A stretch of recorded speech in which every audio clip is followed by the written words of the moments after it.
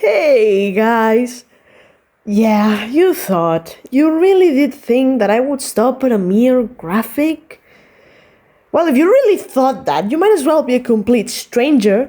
I have been doing nothing but descend further and further down a rabbit hole of philosophy and existentialism and every other question that has interested me for the whole year, and you thought I'd stop at a boring graphic that ties everything down to... Well, no, I won't stop. You have now like 40 minutes, if the calculations were correct, of me going insane. I always commit to the bit, guys. Come on. We specified that like some months ago. Come on. Anyway, this is quite a big topic. I like a lot of stuff. So how do I boil it down? Well, as you will understand later, this is not about just liking. Liking is very easy. I like strawberries, but this doesn't mean I'm just gonna put strawberries on the board. I also like Pokemon, but I still don't consider it big enough on me to consider it here. So let's put some ground rules. Number 1. I am not gonna put concepts or countries or foods. This is about media and culture and those who have contributed to it. Yes, I could put Spain as a country, as a thing that has marked me in some way, because duh, or simply the genre of fantasy, but not only would make it much easier to connect things, it also wouldn't make much sense in my mind. Number 2, the way I'm tying things is quite personal judgment. Maybe I consider a voice actor having 2 papers of characters I like enough, but a mere mention of a similar name not.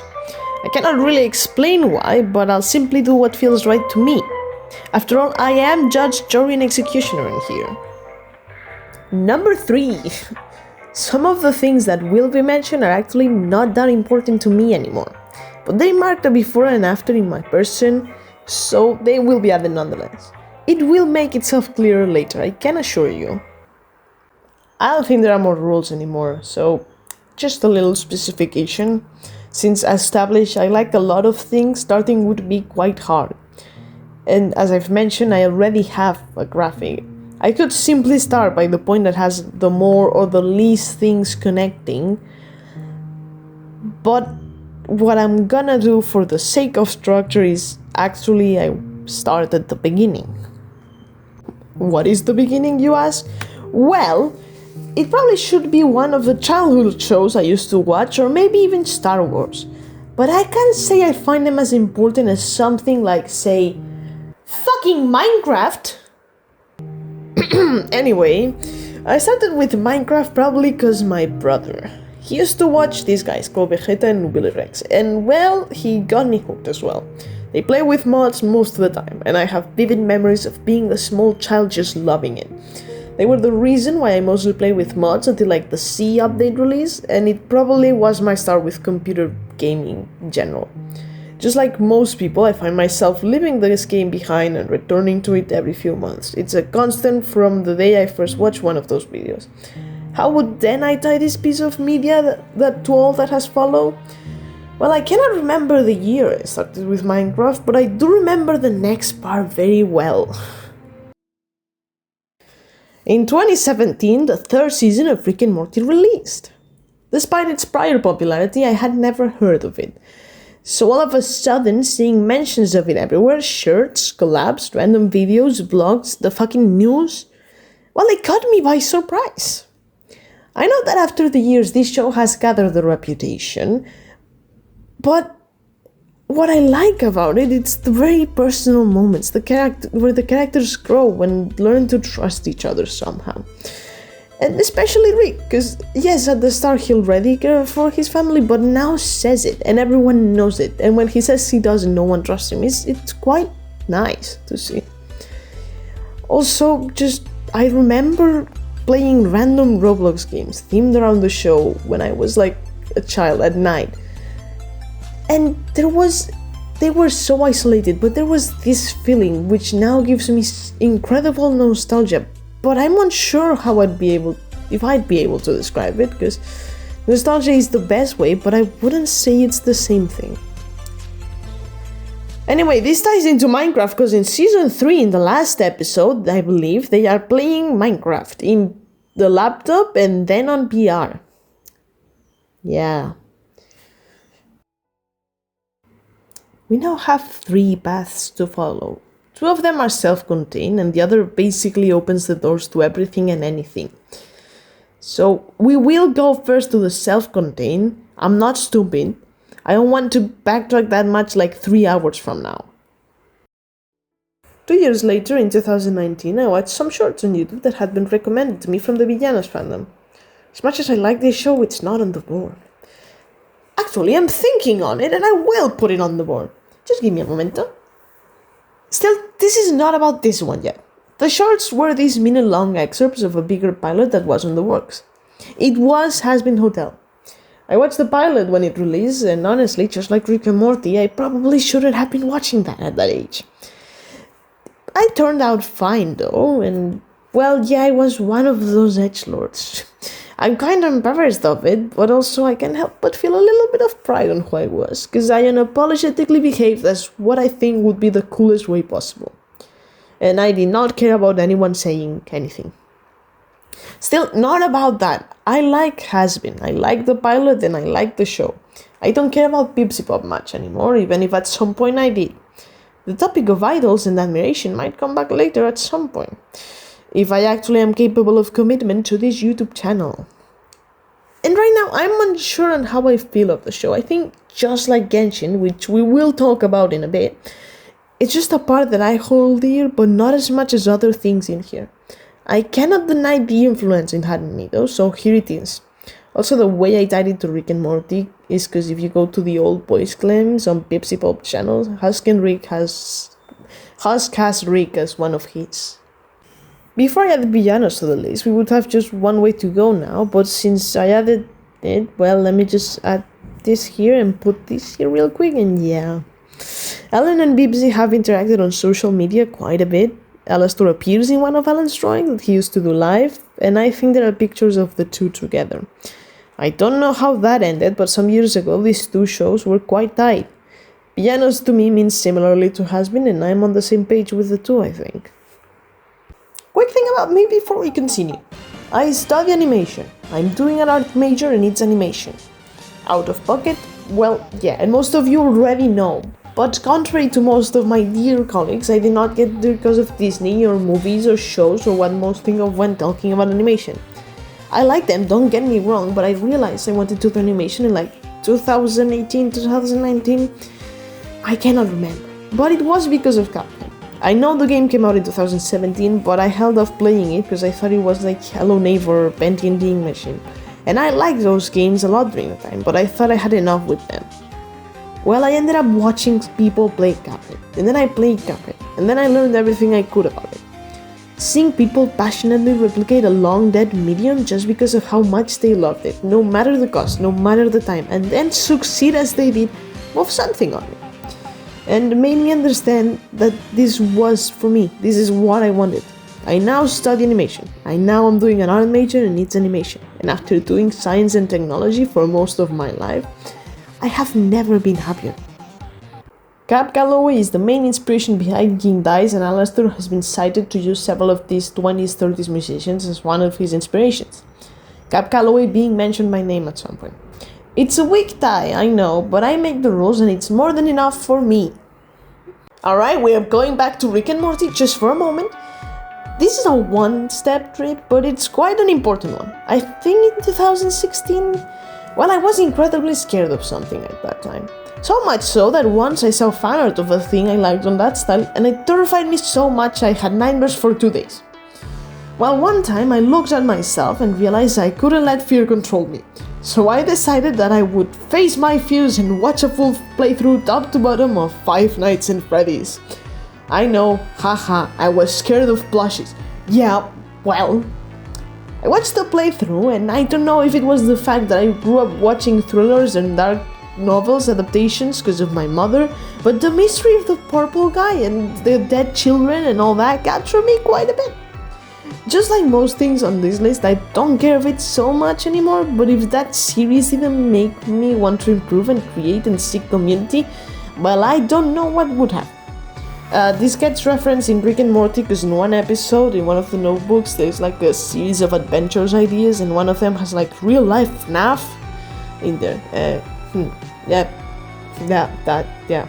Alright, this is the last time we go back to Rick and Morty, but it is quite important. Like, the next one kinda holds this whole thing together. And I don't know how we'll organize this after it, but that is a problem for like 2 minutes from Naomi. So let's just do it. Let's just go. In season 2, there is an episode called Morty Night Run, which contains a song by the title of Goodbye Moonman. Now, for a while I didn't like the original one. I don't really know why. But the Living Tombstone made a version of it, and it gave me those same undescribable feelings that the Abandoned Games did. The episode was released in 2015, and the song was a tribute to David Bowie. Some months later, Bowie would release his last album, Blackstar, and die 2 days after. I don't know you, but I didn't really know who the man was until that point, nor did I understand why he was on the news for weeks after his death. I didn't really understand why my father religiously played like 4 of his songs for days following the news. Nor why did he dress so weird for so many of his pictures. I remember liking Heroes though, but not wanting to say anything because I knew my father would get even more annoying about it if I did. Years later, I would come to understand why Bowie was such a big deal. Space Oddity by itself is enough that all those times where I feel like, oh my god, the world is ending and all the problems are going together and everything will explode, and I hear Major Tom and I hear him say, tell my wife I love her even though she knows, and I breathe and everything is fine, and it wasn't that big of a deal in the first place. I can't say I regret not liking him before he died. I was quite young and having this story to tell is quite fun. But I don't think there are many people in the world I wish I could talk to more than Bowie. Especially in his later years. He sounds like the most interesting person to have ever made it. Now, the way I actually got to Bowie is also quite fun. JoJo's Bizarre Adventure is a show that... No, but actually I started JoJo's like most of everyone because of the memes. I actually started on Vento Aureo because it just gave me the summer vibes that reminded me of Spain, and also because I like Journal. But later I discovered this dude in part 4 who wants to lead a quiet life despite his eccentricities, and he just captivated me. I always liked villains, but they tend to be larger than life, dramatic, want to conquer the world. They don't want to be left alone to live a normal life. Kira is a very important character to me. He can just be a man, he can be a horror beyond human comprehension, he can be an absolute dumbass, perfect for comedy, he can be a ghost investigator. Kira is the perfect character for someone who just wants to try a little bit of everything. And he is based on David Bowie. I quite like this man, you know. All thanks to Araki that I actually sat down and listened to him. I have quite a lot to thank Araki for. I mentioned Genshin before, and well, I have quite a bit of problems with him now. But I have to say I loved a lot of its characters, and it has helped me meet so many incredible people that would have just been complete strangers if not. I really liked its lore for a while too, shame it had to come in the way it does. It also famously references a lot of anime manga, including my main guy's JoJo's. It has an achievement called Golden Experience Requiem. JoJo poses everywhere, a fucking stand with a razor, and yeah, someone really likes JoJo's out there, and I get them. I get them. Guys, I just really like Dracula, you know that? You probably don't, but yeah. I actually own 2 copies of Dracula. One that is in Spanish and has a very pretty cover and is like in between an A5 and an A4, and an original version, because I wanted to read an original, but I never did. And, well, Helsing is very obviously inspired on Dracula, if the title didn't make it clear. And do you know what manga mentions Rohan and Kira by name in one of the author notes? Well, yeah, Helsing, obviously. I did think on the book 6, I don't know. I own a collector's edition that makes that you get 2 volumes per book, so I'm unsure in which one. But it's there. He talks about Rohan because the characters mention Rohan, and he's like, oh, sounds similar to that. And then all of a sudden it's like, and Kira is an unlucky guy. And I'm like, sure, yeah, sure, he's unlucky. Yeah, sure. Back to Bowie, shall we? I'm really debating what part to do next, because I can either be funny and bring a certain man into here, or I can edge you all a bit more to see the big entrance, you know? I just think you should have a grander moment. Also, we're getting into quite recent years, like my years, and all of these things might be lost to time in a bit. I might just forget about them. Or maybe just growing up has made me interact with culture in different ways and they impact me more. Could be both, really. Anyway, Outer Wilds is the best game ever made and the most beautiful experience I've ever had the pleasure of having. And play Outer Wilds, please play Outer Wilds, play Outer Wilds! Space Oddity is inspired by 2001 Space Odyssey, just like Outer Wilds is. I don't want to talk about this game in length because it really changed the way I interact with the world. It also was kind of the start of what 2025 has become for me, and that's quite big. During my first hour, though, a song started sounding that immediately transported me to those games, the abandoned ones, the Rick and Morty abandoned ones in the summer night. And it was beautiful, because I hadn't felt it in years. I do not want to create too many expectations for this game, because in a way that would be conditioning the way you interact with it, and Outer Wilds is a thing you must experience by yourself, your way. And take it from whatever you want to, so I will leave this here, but please, if you like space, philosophy, or video games that are a bit different than the rest, just play this one. It's great, it's beautiful, it's perfect, I love it. Borderlands is a fun game that, just like Rick and Morty, has a certain reputation. I won't say it's not a deserved reputation, it certainly has a humor for sure. But just like Rick and Morty, it was able to create these truly meaningful moments of sorrow and desperation, of pure emotion. It's not that anymore, it hasn't been for a while, but I still enjoyed Borderlands 3. It was fun, and the old man yaoi arc was very nice. It certainly had a similar feeling as Borderlands 2 had. It also gave me a lot of Jacob's guns, which is the superior way to play Borderlands with. Handsome Jack is my favorite guy in the franchise. I know, shockers. And turns out that in the art book for the second game, it's revealed that his face is in part modeled in Bowie's image. Honestly, look at him. You can kinda see it, especially in the concept art. I think we're like halfway there by now. I am having a lot of fun getting very deep on why I like stuff and writing the script, and how it all can be tied to each other. Honestly, I might start making this a thing. I just don't want to lose motivation like all the other times. That was not about the topic. We do not care about this. We just care about finishing this one at least. Who knows? We might become a one-hit wonder. Who knows? Who knows? Gorillaz is a cool band that has referenced Bowie sometimes. In Plastic Beach, there was the art with 2D holding a picture of the album of Hunky Dory, and in songs like Broken, you can feel the influence. Honestly, kinda sad I don't have much to talk about them here, considering the rest of the video, but I just found the concept of a band that doesn't exist so intriguing. I like seeing where people's creativity brings creations to. And also, the music just bangs, like it's fucking dope, man. Plastic Beach is my favorite album, but the Now Now is great too. And with songs, well, with the aforementioned Broken, and obviously, because, well, Bowie. Trance is food for my eldritch body, losing your own mind slowly horror craving, even if it probably wasn't the intention. Humility also feels like a summer day, and I like that a lot. And Rhinestone Eyes is weird in a perfect way, and I don't know, I think that's enough mention. I just know I like more songs as well. Well. Nietzsche. This is kind of the reason that I want to make this in the first place. One, because realizing that Bowie had in a way walked similar paths to me with Nietzsche was kinda crazy. Because The Man Who Sold the World and Hunky Dory both heavily represent the ideologies, and I never realized. Even when I specifically remember about Oh You Pretty Things and the whole Homo Superior and the next evolution, I remember thinking about it, but never made the connection. And then he did Heathen, and he said that it was inspired by the gay science, but it doesn't feel the same way.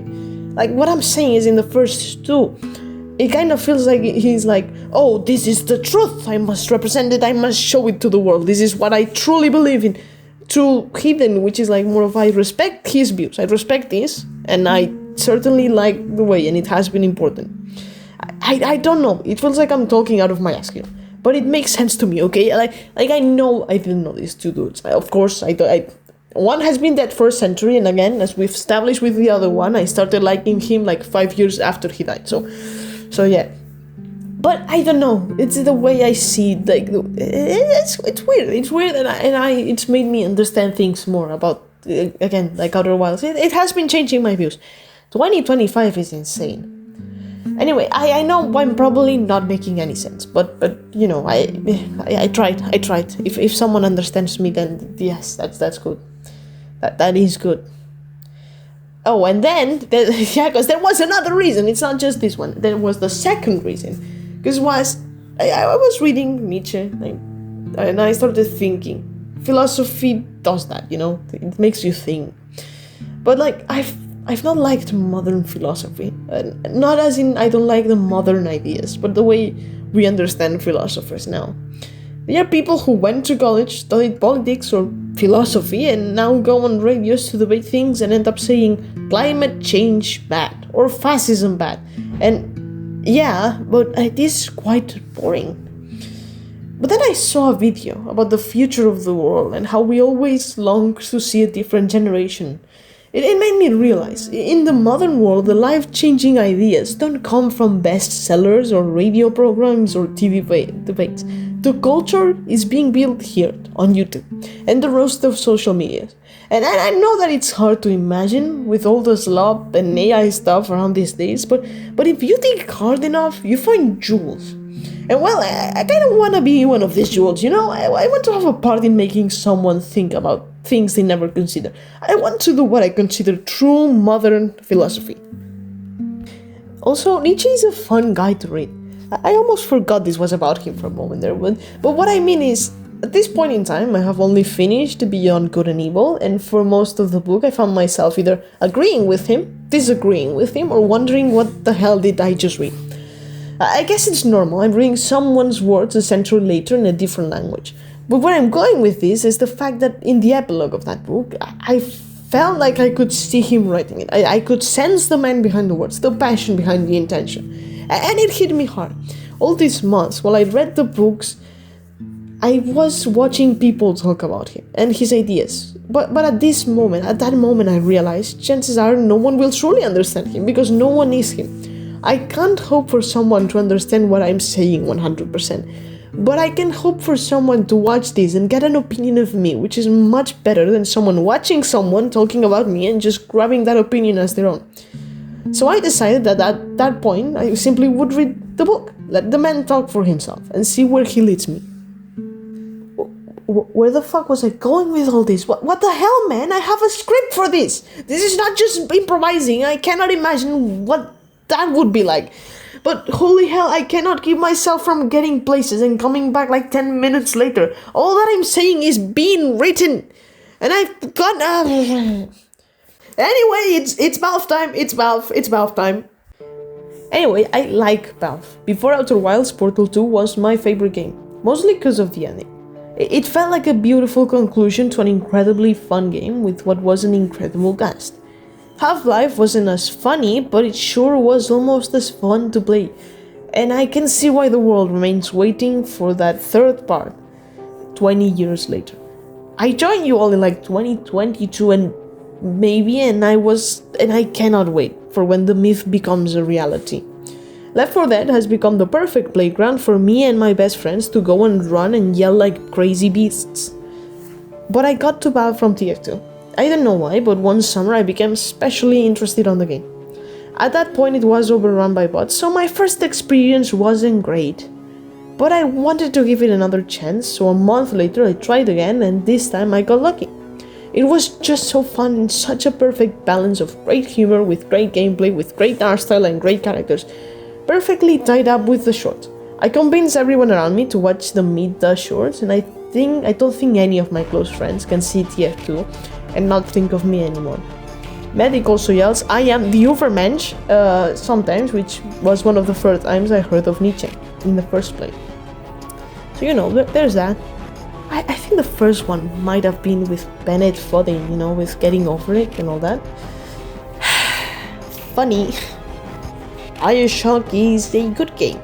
A good game based on the ideology of Ayn Rand, and well, let's just say, I think it has flaws. But, do you know who has she said that inspired her? It's of course the guy we just talked about. I think in one of her notebooks she mentioned him. It does make sense. I did think, oh, this is kind of Nietzsche. But, you know. Also, Bioshock was the start of all of this. Seeing the fandom spaces reduce Andrew Ryan to bad cause capitalism bad made me think so hard about so many things, and I never was the same ever since. A good media does that. It does change the individual.